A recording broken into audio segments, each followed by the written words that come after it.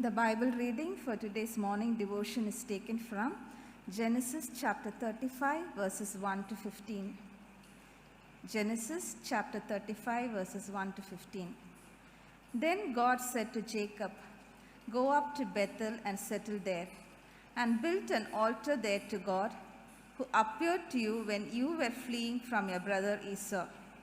So Jacob said to his household and to all who were with him, "Get rid of the foreign gods you have with you, and purify yourselves and change your clothes. Then come, let us go up to Bethel, where I will build an altar to God, who answered me in the day of my distress, and who has been with me wherever I have gone." So they gave Jacob all the foreign gods they had and the rings in their ears, and Jacob buried them under the oak at Shechem. Then they set out, and the terror of God fell upon the towns all around them, so that no one pursued them. Jacob and all the people with him came to Luz in the land of Canaan. There he built an altar, and he called the place El Bethel, because it was there that God revealed himself to him when he was fleeing from his brother. Now Deborah, Rebekah's nurse, died and was buried under the oak below Bethel.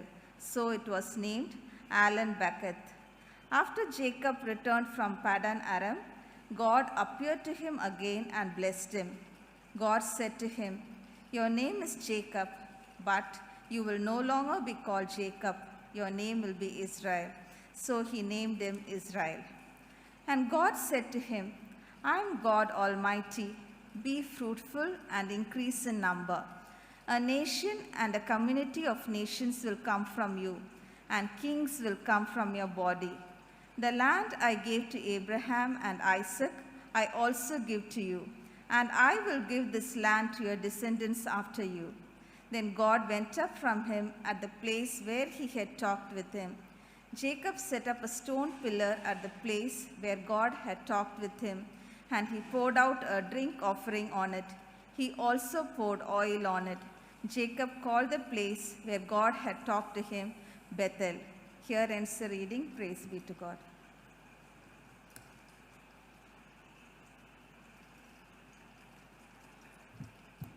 Let us look to the Lord in prayer.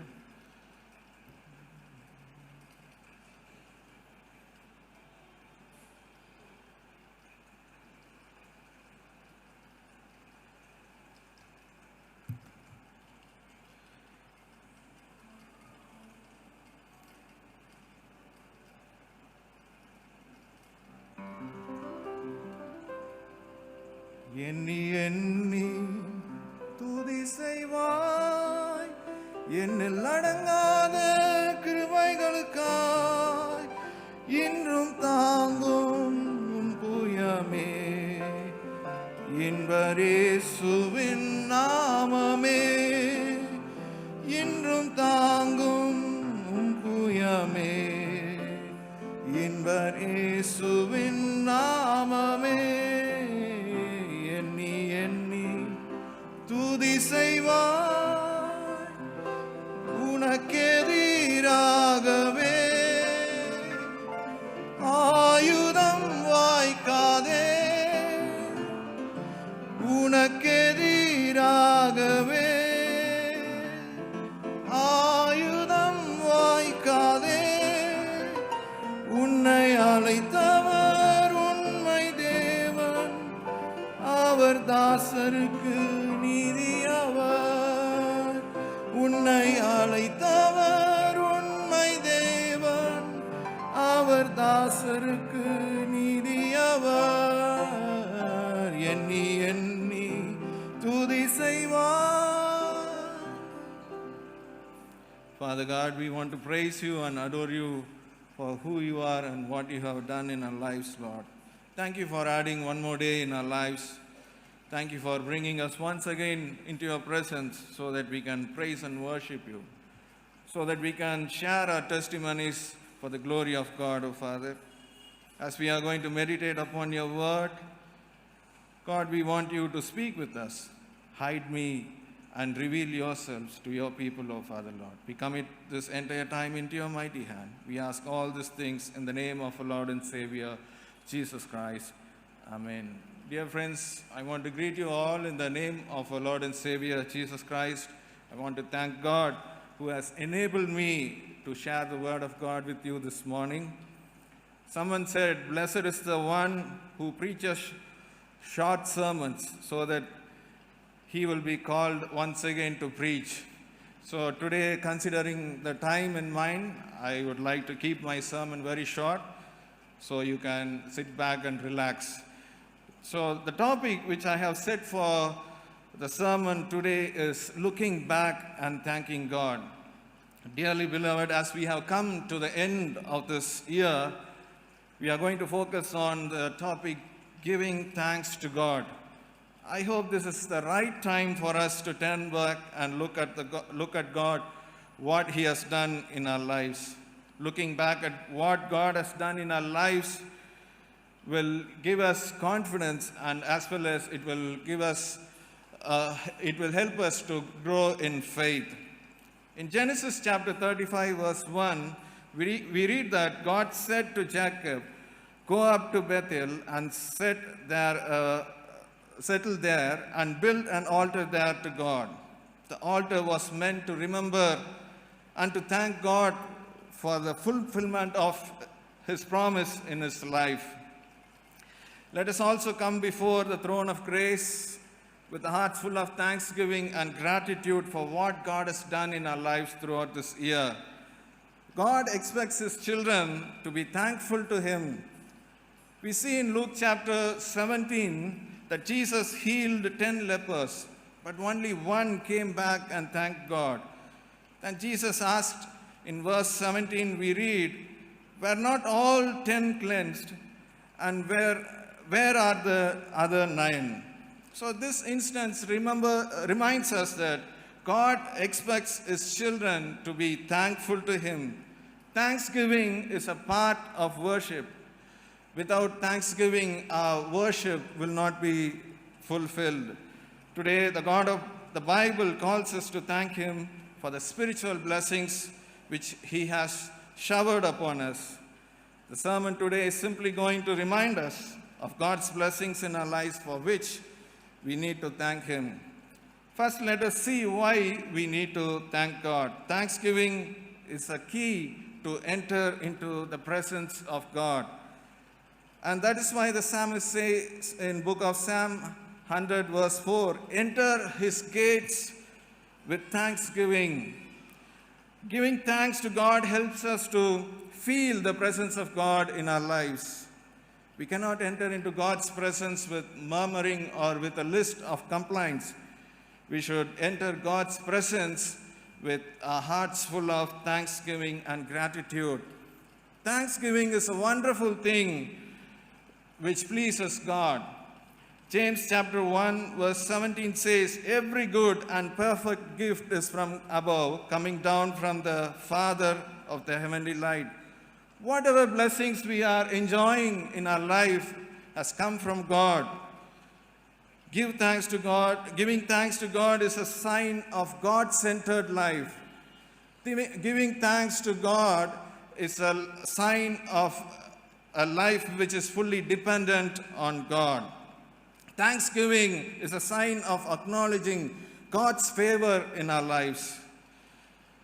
There is nothing for us to boast about ourselves. We need to give all the glory and honor to God by giving thanks to Him.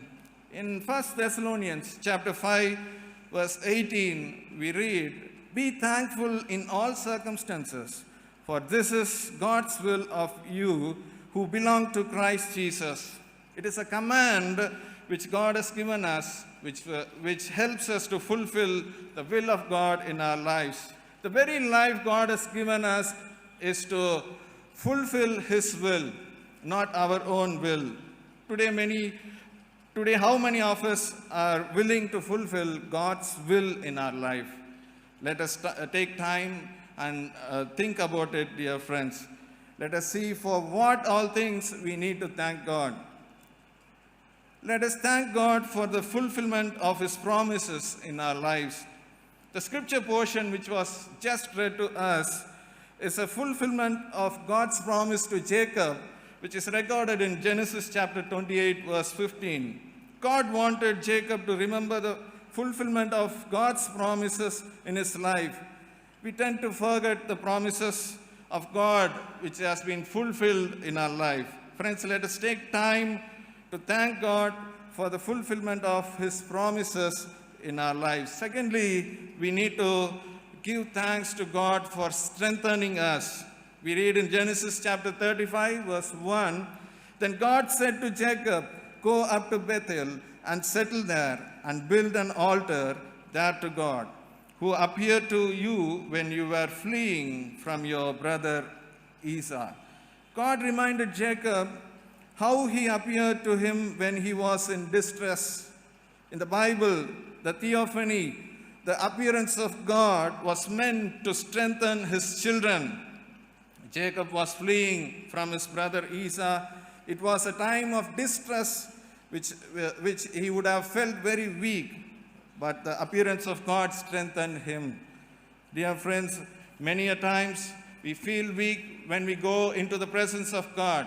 After realizing the presence of God, we feel very strong and the strength of God is come upon us. We read in John chapter 20, verse 19, when the disciples were together with the door locked for fear of the Jewish leaders, Jesus appeared to them and strengthened them by saying, "Peace be with you." Dearly beloved, without strength, we cannot live on this earth. God strengthens his people to fulfill his purpose in their lives.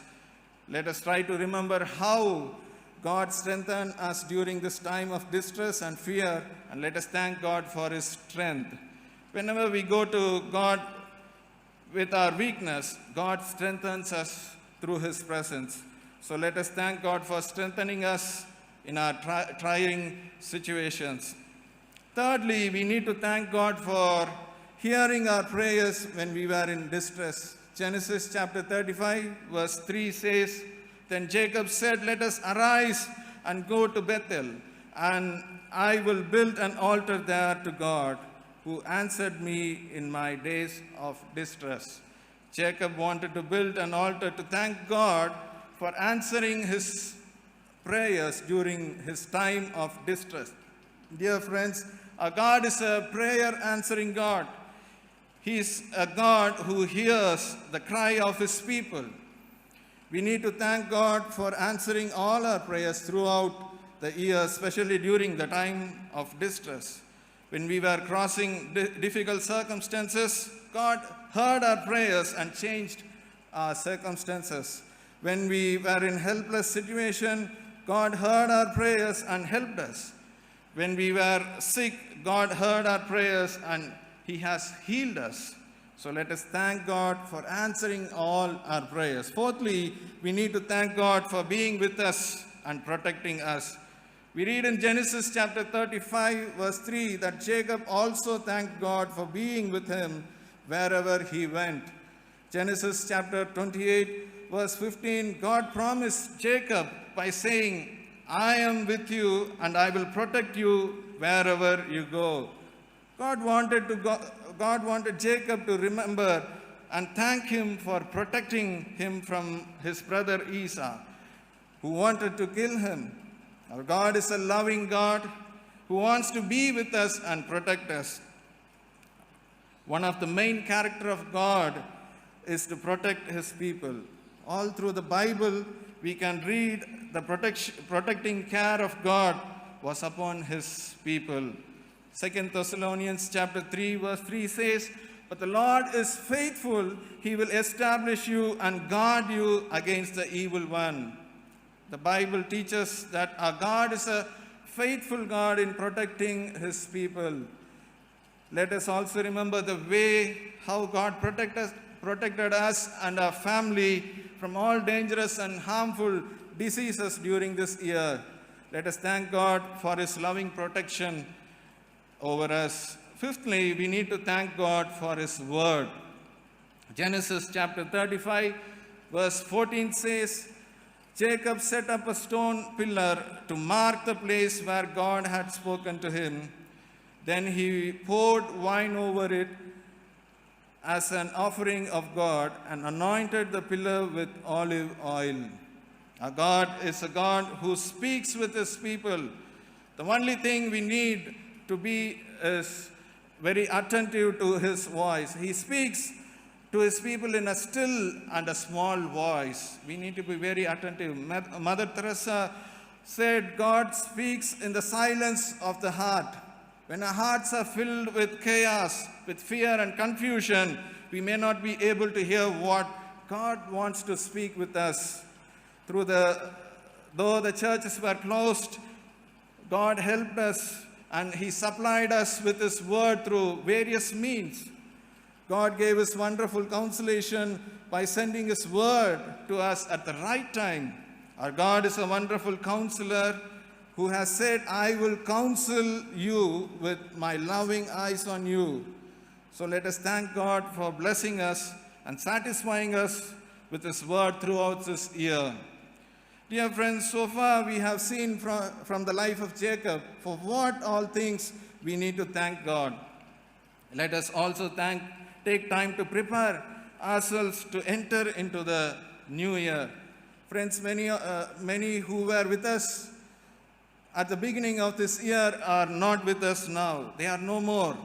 But God has blessed us with an opportunity to see a new year.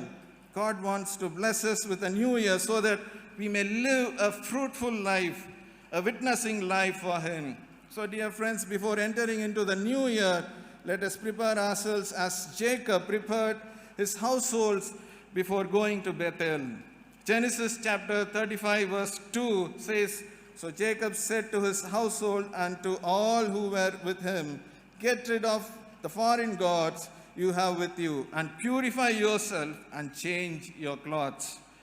3 things he says to them. First is to get rid of foreign gods. Second is to purify themselves. Third is to change their clothes. First, he asked them to put away the strange gods among them. Hebrews chapter 12 verses says, Let us throw off everything that hinders and the sins that so easily entangles, and let us run with perseverance the race marked out for us. So let us also put away things which displeases God, and let us commit our lives to do things which pleases God. Genesis chapter 35 verse 4 says, So they gave Jacob all the foreign gods they had and the rings in their ears, and Jacob buried them under the oak of Shechem. The word buried here refers to word surrendering. Let us get rid of all our sinful desires and let us surrender our lives to do the will of God before entering into the new year, friends. Secondly, he asked his people to purify themselves. Joshua also asked his people to consecrate themselves. Joshua chapter 3 verse 5 says, Joshua said to his people, Consecrate yourself, for tomorrow the Lord will do amazing things among you.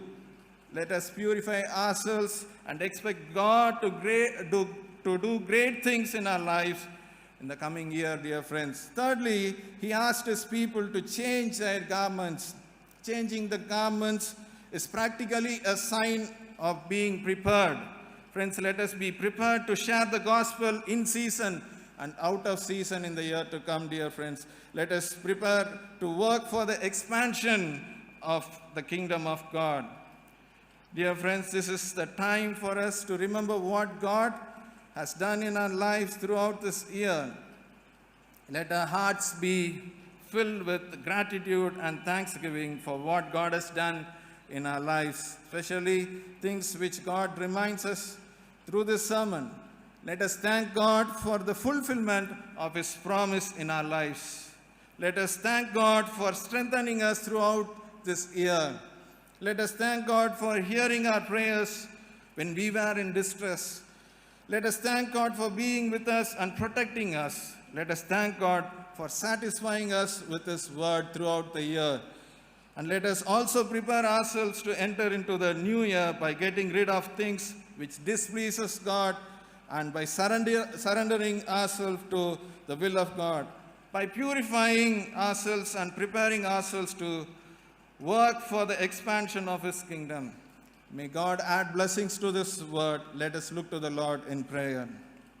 Our most gracious and heavenly Father, we want to thank you and praise you for the word you have given today, Father. Father, we want to thank you for all the good things you have done in our lives, Father. Father, we want to thank you for hearing all our prayers when we were in distress. Thank you for being with us and protecting us, Lord. Thank you for supplying us with your word, even though when the churches were closed, Father, through various means. Father, thank you for all the blessings you have showered upon us. In few days, we are going to enter into a new year. Father, people who were with us are not with us in the end of this year. Thank you for helping us to enter into a new year. Help us to prepare ourselves. Let us not take things for granted, O Father. Let us consider these things seriously and let us prepare and let us help us to go into the new year with a prepared heart, O Father. Use us in the years to come, O Father. We commit everything into your mighty hand. We ask all these things in the name of our Lord and Savior, Jesus Christ. Amen.